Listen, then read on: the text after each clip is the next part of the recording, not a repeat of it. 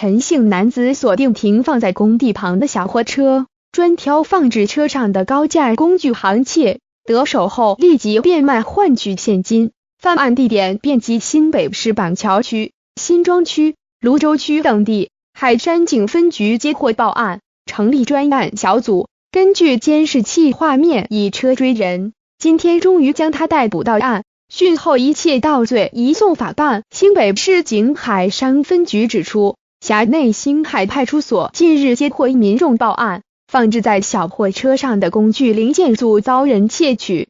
警方调阅案发的临近监视器影像，发现一名骑乘赃车的中年男子设有重嫌，组成专案小组追查。今天在辖内发现行踪，立即尾随拦查，将人逮捕。警方调查，47岁陈姓男子平日居无定所，游手好闲，平时在路边行窃机车，四处监晃，窃取他人财物。最近专门锁定工地旁的小货车下手，看准货车后车斗的工具包位随身携带，加上冷媒表、电动切割器、真空帮浦及镭射水平仪等贵重器材，价值达数千元至数万元不等。警方发现陈心思细腻，犯案前还会戴上工地安全帽及反光背心，勘察四周地形，也会故意在附近绕路，增加警方追查难度。所幸根据监视器画面以车追人，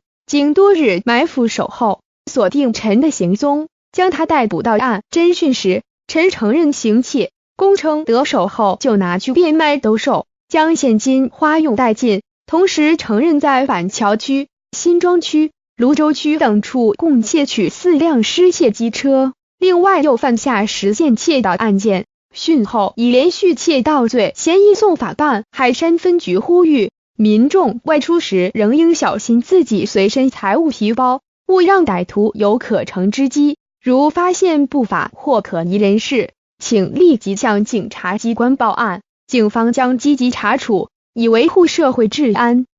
陈姓男子锁定停放在工地旁的小货车，专挑放置车上的高价工具行窃，得手后立即变卖换取现金。